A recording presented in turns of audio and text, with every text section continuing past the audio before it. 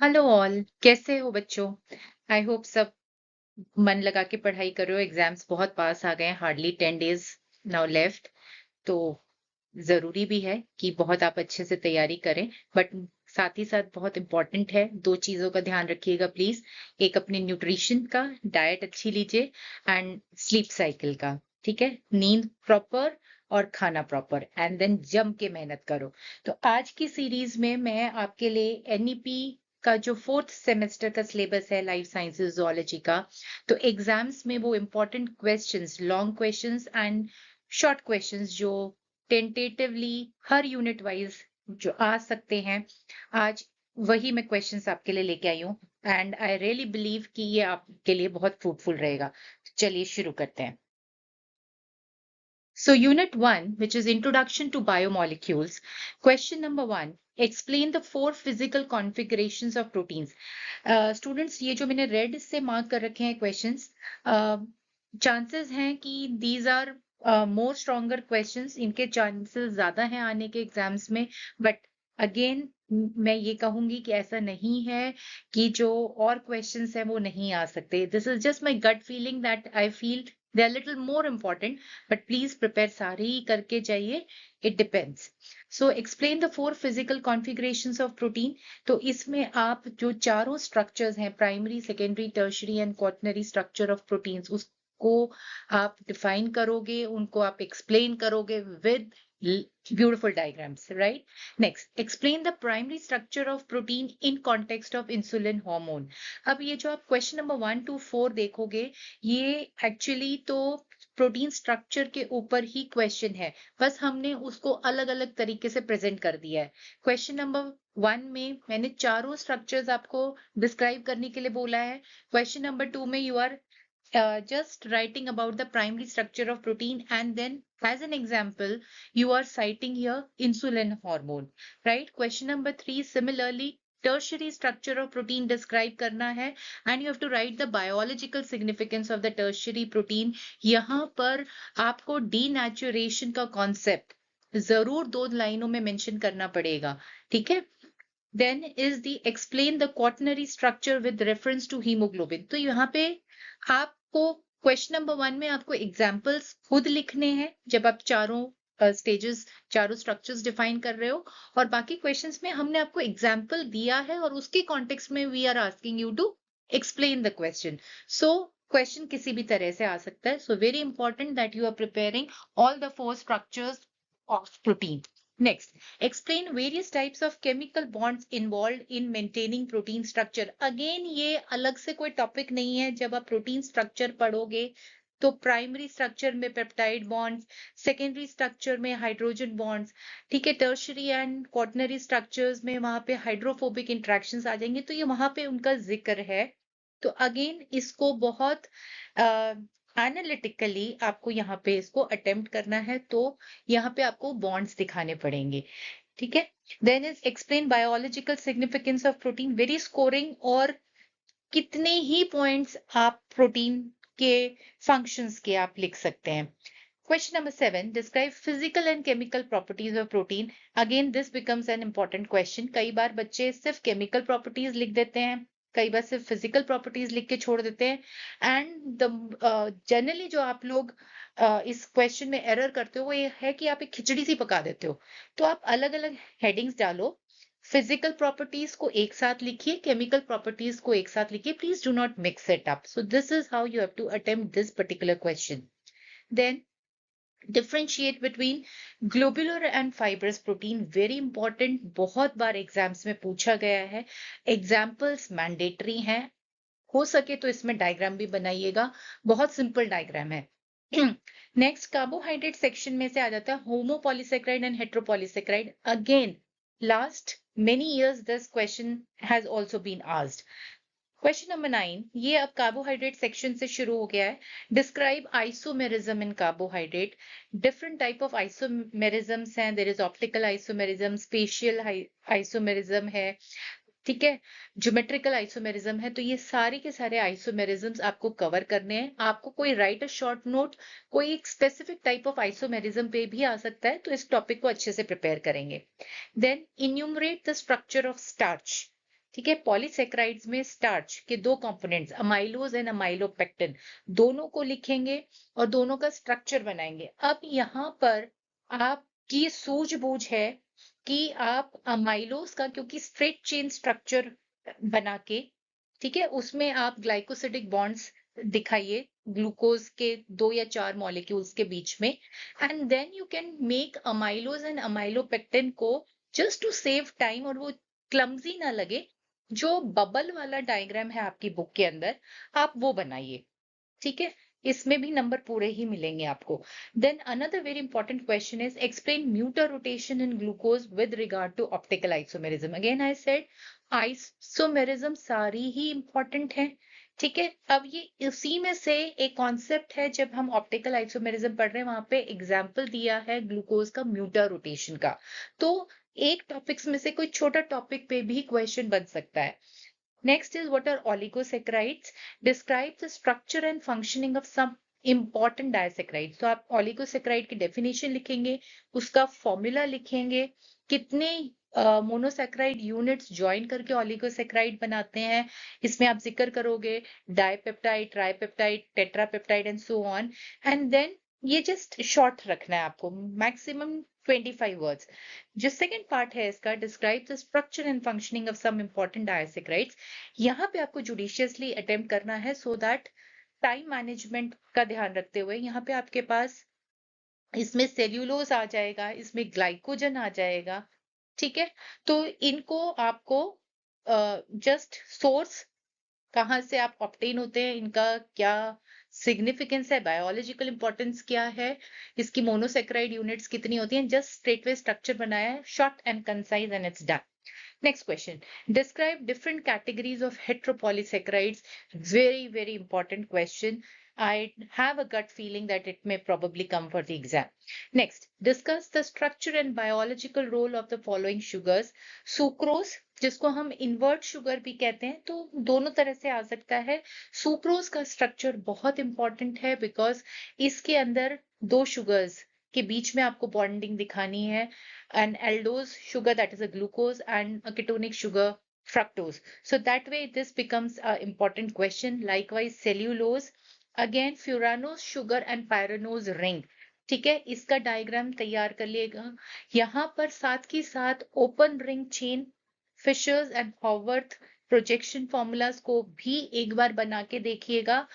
Another thing is, जितने भी आपके ओलिगोसेक्राइड्स हैं, माल्टोज, लैक्टोज, इनके स्ट्रक्चर्स की बहुत अच्छे से प्रैक्टिस करिएगा। Lactose again becomes very important, इसमें सीक्वेंस याद रखेंगे तो कभी भी स्ट्रक्चर बनाने में गलती नहीं होगी। हमेशा galactose plus glucose, remember lactose is galactose plus glucose. तो आप गैलेक्टोज का स्ट्रक्चर अगर पहले बना के अगर बॉन्डिंग बनाओगे, कभी भी स्ट्रक्चर में गलती नहीं होगी। Next, again from unit 1 to continue the biomolecules, fatty acids में से what are polyunsaturated fatty acids and differentiate between saturated and unsaturated fatty acids. Definition लिखनी है, general formula लिखना है, examples लिखने हैं। ठीक है, what are sterols? Again the definition, general formula, explain the structure and biological importance of cholesterol. cholesterol का structure कई बार पूछा जाता है एग्जाम में। Next, what are steroid hormones? Explain the structure of C18, C19 and C21 hormones. अब इसमें आपको कोई specific steroid hormone के ऊपर भी write a short note आ सकता है, like C18 becomes the estrogen, C19 are the androgens, testosterone, C21 में cortisol आ गया, ठीक है, तो प्रोजेस्टेरॉन आ गया। तो ऐसे भी पूछा जा सकता है और आपको नाम से भी स्पेसिफिकली उसी के बारे में भी पूछा जा सकता है। तो again sterols and steroid hormones become important. Then describe the structure and function of phospholipids of biological significance. ये section different type of phospholipids please बहुत strongly अच्छे से तैयार करके जाइएगा। Again, I have a gut feeling that this probably can be coming in the exam. Next, इसी unit का second part enzyme action and regulation में, इसमें से 1 मार्क क्वेश्चंस बहुत ज्यादा बनते हैं। नेक्स्ट जो मेरी स्लाइड आएगी, पीपीटी जो आएगी, उसमें मैं आपको टेंटेटिव 1 मार्क क्वेश्चंस पूरे सिलेबस के दे दूंगी, बट यहाँ पर जो लेंथी क्वेश्चंस बनते हैं बड़े सिलेक्टिव ही हैं। Describe various types of enzyme inhibition, और the question can be like explain feedback inhibition। तो यहाँ पे competitive and non competitive inhibition, साथ के साथ आप एलोस्टेरिक इनहिबिशन भी लिखेंगे। कई बार एलोस्टेरिक इनहिबिशन के नाम से भी क्वेश्चन आ जाता है, तो इस सेगमेंट को बहुत अच्छे से तैयार करके जाएंगे। हर साल ये किसी ना किसी तरह से क्वेश्चन पुट अप होता है। Describe various models of mode of action of enzymes, another very important question from the enzymes section। दो ही मॉडल हैं, लॉक एंड की hypothesis and the another one is it just slipped of my mind, induced fit theory है। ठीक है, तो ये दोनों models को अच्छे से तैयार करके जाएंगे, कई बार नाम से भी पूछ लिया जाता है। Then describe regulation of enzyme activity at gene level. ये थोड़ा सा एप्लीकेशन बेस्ड करके थोड़ा सा क्वेश्चन ट्विस्ट किया है, और इसका डायरेक्ट क्वेश्चन अगर हम बनाएंगे तो it will be describe the operon concept of gene regulation of enzyme activity. तो जो ओपरॉन सिस्टम्स होते हैं वहां पर it is just basically a group of structural genes promoters and operators जो कि प्रोटीन की मतलब ये पूरा ऑपरॉन एज ए सिस्टम काम करता है। ठीक है, अब इसमें दो ऑपरॉन्स हैं आपके सिलेबस में, lac operon which is an example of inducible operon, and tryptophan operon which is the example of repressible operon. तो ये दोनों करेंगे, बट जब स्पेसिफिकली मेंशन नहीं किया है तो अब यहाँ पे आपको स्मार्टली अटेम्प्ट करना पड़ेगा, because you have to write about both lac operon and tryptophan operon. So the best method is कि आप सीधा लिखो लैक ऑपरॉन इंड्यूसर लैक्टोज है, it is an inducible operon का एग्जाम्पल है, इसमें इंड्यूसर लैक्टोज है, बस जो इंट्रोडक्शन है दिस इज सफिशिएंट। फिर आप सीधा उसका डायग्राम बनाओ, A part when the inducer is present, B part when inducer is absent. तो दो डायग्राम्स बन गए। सिमिलरली आप ट्रिप्टोफैन के ऊपर गए, ट्रिप्टोफैन ऑपरॉन, ठीक है, रिप्रेसिबल ऑपरॉन का एग्जाम्पल है, again A when the repressor is not there and B when tryptophan is there in the system. तो आपके ये चार डायग्राम्स बन जाएंगे, और डायग्राम ही अपने आप में सेल्फ एक्सप्लेनेटरी होना चाहिए। Now, coming to unit 2, which is physiology of digestion, discuss the role of different parts of alimentary canal of man in carbohydrate digestion. So we are talking about uh, explanation of carbohydrate digestion right from the buccal cavity till the small intestine. Then describe the physiology of alimentary canal of man in protein digestion. Protein digestion buccal cavity से शुरू करेंगे, stomach में क्या हुआ, small intestine में क्या हुआ। जहां नहीं होता है आप सिंपली एक लाइन लिख के खत्म करेंगे कि एंजाइम नहीं है तो यहाँ पे नहीं होता है, बट वो जो प्रोसीजर है वो उसी तरह से फॉलो करेंगे। Describe the physiology of lipid digestion and absorption in human alimentary canal. Protein digestion का क्वेश्चन बहुत बार पूछा गया है। Likewise lipid digestion and absorption ये अलग अलग करके भी आया है, तो दिस सेक्शन दोनों तैयार करके जाना, बिकॉज एक में मिसल का कॉन्सेप्ट आता है, एक में काइलोमाइक्रॉन का कॉन्सेप्ट आता है लिपिड में। तो this becomes a very important question. कई बार काइलोमाइक्रॉन और मिसल के ऊपर 1 मार्क क्वेश्चन भी आता है, शॉर्ट नोट भी आता है, तो लिपिड का डाइजेशन एब्जॉर्प्शन बहुत अच्छे से करके जाएंगे। सी right, excuse me, I excuse me, right? Short note on chylomicron, right? Assimilation of different biomolecules in the human gut.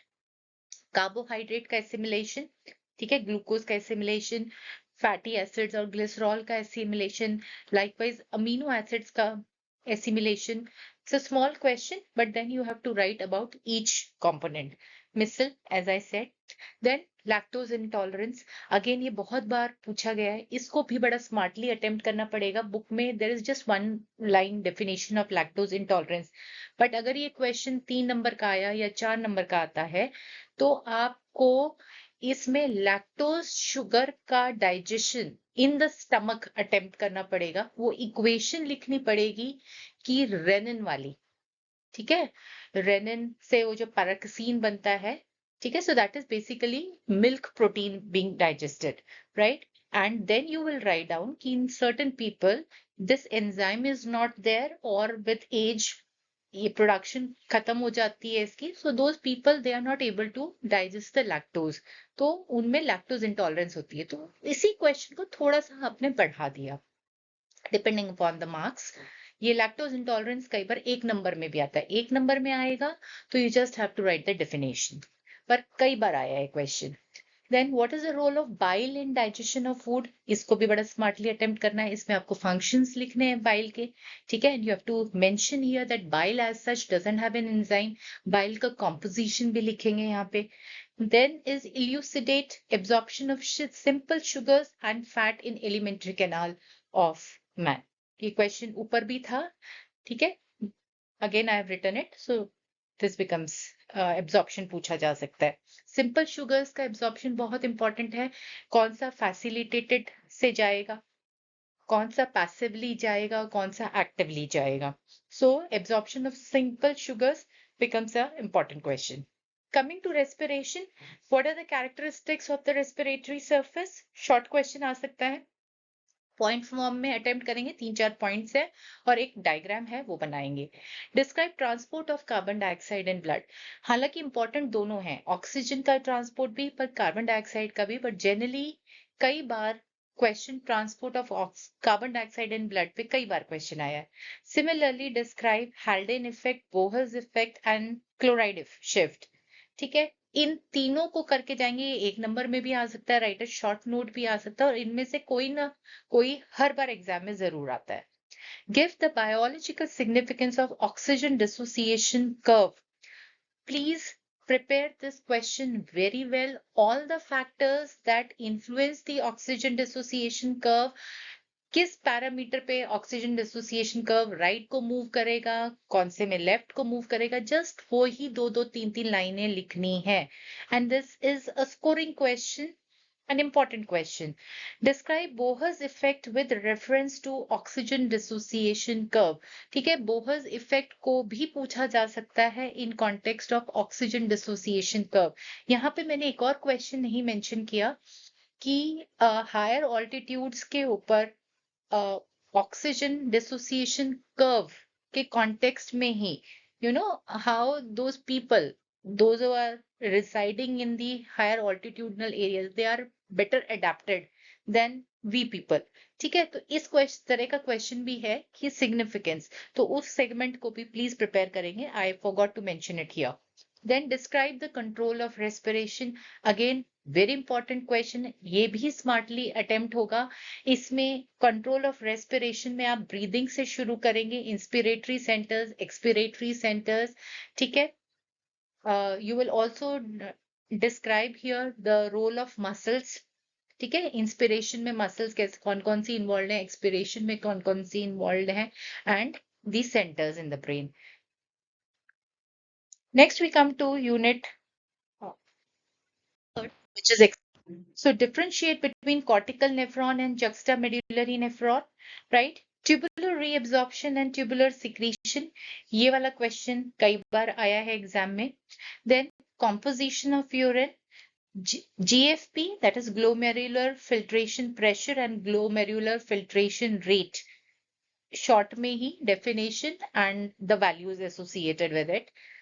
Very important question. Describe counter current mechanism of urine formation with a proper diagram. Diagram पहले बनाएं, फिर इसको explain करना शुरू करें. That's the method you have to attempt it.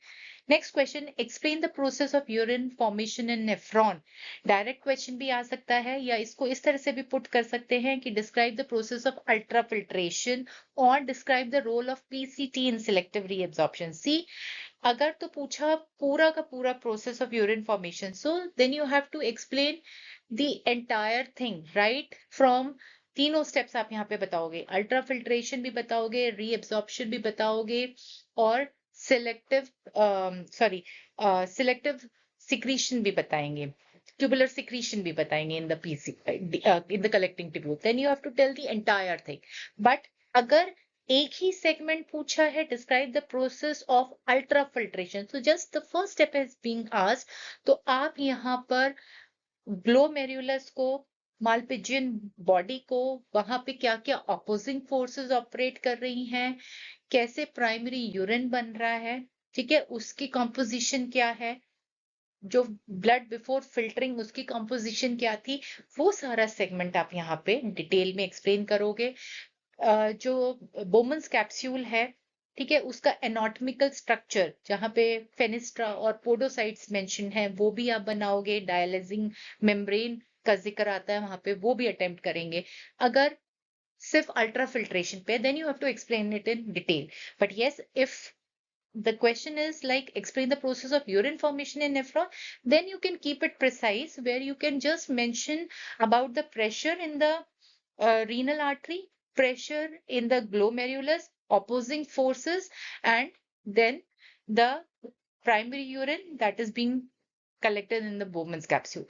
वहां पे आप उसको कंसाइज कर सकते हो। सिमिलरली अगर क्वेश्चन है explain the role of PCT in selective reabsorption, तो यहाँ पर again you have to explain it in detail कि जो प्राइमरी यूरिन फिल्टर होके आया उसकी कॉम्पोजिशन क्या है, ठीक है, because it is the filtered blood, and then which molecule will move first, will be absorb, ऐसे ही सेकंड पे कौन सा जाएगा, थर्ड पे कैसे जाएगा, एक प्रॉपर वहां का डायग्राम, और इनका एब्जॉर्प्शन किस से होता है, कौन सा डिफ्यूजन, कौन सा एक्टिव, कौन सा ऑस्मोसिस से, ठीक है, वो सब यहाँ पर डिटेल में बताया जाएगा।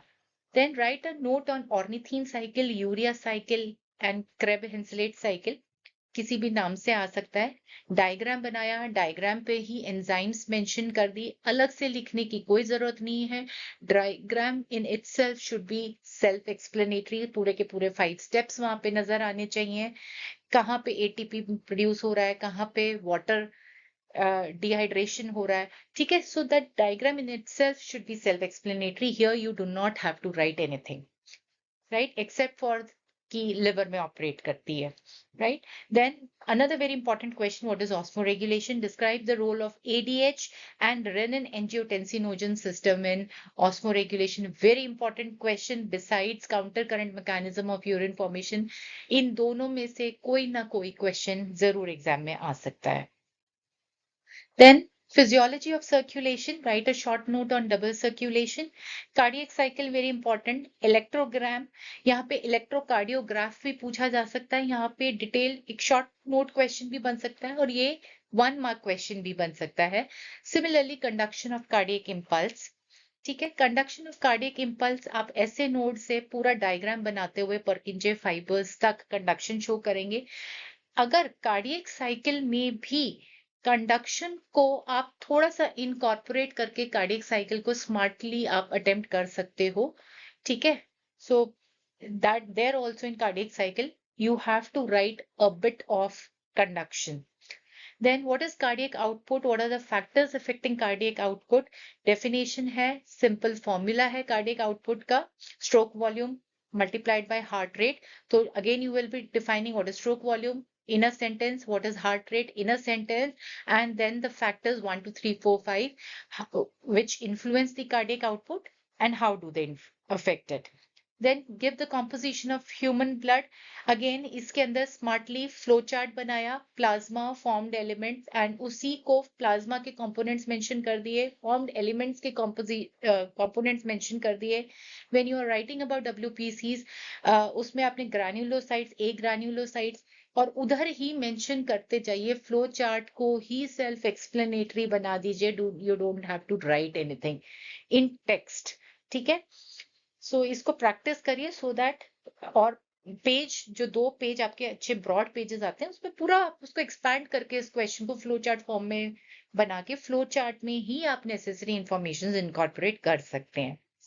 Then differentiate between lymph and blood, tabular form में लिम्फ और ब्लड की कॉम्पोजिशन लिखेंगे, ठीक है, और डिफरेंस इसके बीच में लिखेंगे, इसको टैबुलर फॉर्म में करके। Describe the mechanism of blood coagulation, just you have to write there are 12 factors, ठीक है, और वो जो कैस्केड है वो बनाएंगे, एक्सट्रिंसिक वाला और इंट्रिंसिक वाला दोनों ही बनाने। एक्सट्रिंसिक इंजरी में और इंट्रिंसिक इंजरी में थोड़ा सा ही डिफरेंस आता है, and then afterwards the factors वो सेम हो जाते हैं। So this again goes as a flow chart. Then describe the process of hemopoiesis, erythropoiesis, and leukopoiesis. Again, this also can be explained just by a well-explained diagram. ठीक है, at the most इसमें आप जो pluripotent, totipotent, multipotent and unipotent जो sales आएंगे उनकी definition आप लिखेंगे. हीमोपोइसिस आया तो उसमें आप सारी लीनिएजेस बनाओगे, एरिथ्रॉइड की, माइलॉइड की, ठीक है, ऐसे ही प्लेटलेट्स की बनाओगे. बट अगर एरिथ्रोपोइसिस है तो आपको पूरा नहीं बनाना. Then you just have to start with the bone marrow cell, the pluripotent cell, the totipotent cell, and you have to make the RBC का cascade only.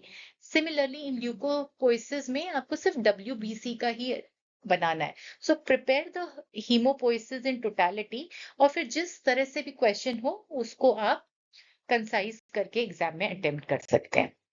Coming to Unit 4, neural integration, differentiate between medulated and non-medulated nerve fiber.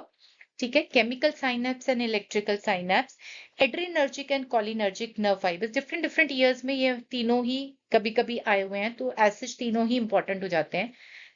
Very important question, describe saltatory conduction of nerve impulse. ठीक है, या इसको ऐसे भी पूछा जा सकता है, describe conduction of nerve impulse cross medullated nerve fibre. So medullated nerve fibre क्या होता है, उसकी डेफिनेशन, कैसे कंडक्शन होगा, डायग्राम, और इस कंडक्शन को हम कहते हैं जंपिंग एक्शन. ठीक है, साल्टेटरी कंडक्शन. तो वहां पे आपको ये वर्ड इंट्रोड्यूस करना पड़ेगा. Similarly, question number 3, explain the mechanism of conduction excuse me, of nerve impulse across a synapse. This question becomes again very important. इन दोनों में से कोई सा भी आ सकता है. ठीक है, एसिटाइल कोलिन का एग्जाम्पल है और उससे साइनेप्स के क्रॉस. सिर्फ आपको साइनेप्स का ही वहां पे जिक्र करना है. You don't have to waste time explaining the transmission along the axon. तो इसको ध्यान से समझ के और फिर अटेम्प्ट करिएगा. This question can be put in this way also. Discuss the electric and chemical changes during exosomatic synaptic transmission. अब देखो, अगर इलेक्ट्रिक और केमिकल चेंजेस एक्सोसोमैटिक से साइनेप्टिक ट्रांसमिशन में भी पूछा है, तो यहाँ पर आपको साइनेप्स तो एक्सप्लेन करना ही करना है, but then you also have to explain along the axon.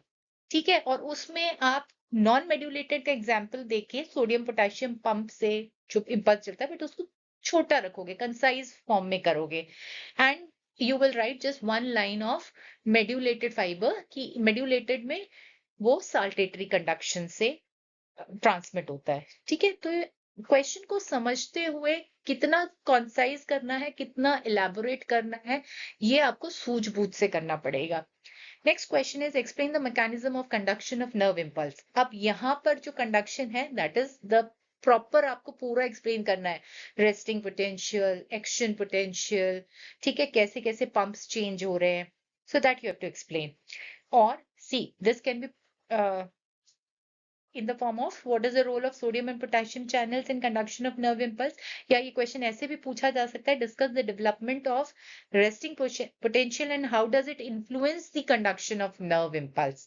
ठीक है, so basically इसमें 3 questions बहुत important बनते हैं, लंबे questions. Conduction across the non-myelinated, conduction across the myelinated, and conduction across the synapse. All 3 topics prepare well for the exam. So last unit and endocrinology पे आ गए. Classify the hormones on the basis of their chemical composition. Then differentiate between enzymes and hormones, endocrine and exocrine glands, even paracrine glands. इस पे 1 number का question भी आ जाता है. Mineralocorticoids and glucocorticoids, this becomes important. ठीक है, ये ऐसे भी पूछा जा सकता है, और डिटेल में जब आपसे एड्रीनल ग्लैंड के हॉर्मोन्स पूछे जाएंगे तो वहां पे ये आते हैं, तो you have to prepare adrenal gland hormones.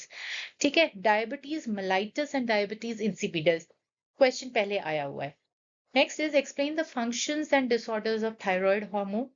तो this is important. T3, T4, TSH और infants में और adults में आप इसको hypothyroidism and hyperthyroidism both in infants and adults करके आप attempt करोगे. Describe the nature, functions and disorders of various hormones of pituitary gland. Pituitary gland बहुत ही ज्यादा इंपॉर्टेंट है क्योंकि इसके 3 लोब्स हैं, तीनों लोब्स के अलग अलग हॉर्मोन्स हैं, तो पिट्यूटरी ग्लैंड तो छोड़ना बिल्कुल ही नहीं बनता. Next question is, what is hypothalamo-hypophyseal complex? Give its endocrine importance. ठीक है, या इसको ऐसे पूछा जा सकता है, pituitary gland acts as an executive officer of hypothalamus. Discuss it. Now this question is again very important because यहाँ पे दो ग्लैंड्स के आपको हॉर्मोन्स पूछ लिए गए, हाइपोथैलेमस के hormones, the releasing hormone and the inhibitory hormone, और वो फिर काम करता है पिट्यूटरी पे। पिट्यूटरी का दूसरा नाम है हाइपोफाइसिस। तो यहाँ पे आप दोनों का जिक्र कर रहे हो। हाइपोथैलेमस ने रिलीजिंग हार्मोन सिक्रेट किया, that will act on the pituitary. फिर आप पिट्यूटरी के तीनों लोब्स को मेंशन करते हुए which hormones are being secreted, उस तरह से आप अटेम्प्ट करेंगे। Next is name the hormones of adrenal glands and discuss their physiological importance. जो मैंने ऊपर बोला, मिनरलोकॉर्टिकॉइड्स एंड ग्लूकोकॉर्टिकॉइड्स, ठीक है, आने के चांसेस हैं। Describe the mechanism of action of quick acting hormones. Describe the nature, function, and disorders of various hormones of male gonads and similarly of female gonads. ठीक है, एस्ट्रोजन, प्रोजेस्टेरॉन हो गया, वहां पे टेस्टोस्टेरॉन हो गया. So this is the important questions in for all the 4 units. इनको prepare करो, ठीक है. आगे मेरी जो वीडियोस हैं, इनमें मेरी कोशिश रहेगी जो at least the ones that are marked in red, ठीक है, उसके ऊपर मैं छोटे छोटे आपको वीडियोस पोस्ट कर दूं बिफोर योर एग्जाम. कोशिश पूरी रहेगी, but you keep preparing. And इसके बाद जो नेक्स्ट पीपीटी आएगी, उसमें चारों यूनिट में से जो 1 मार्क के क्वेश्चंस जो बनते हैं, I will post that. Then maybe 50-60 questions, so 10 questions आते हैं, तो most probably that should click. So study hard, but take good care of your health and sleep well. All the best.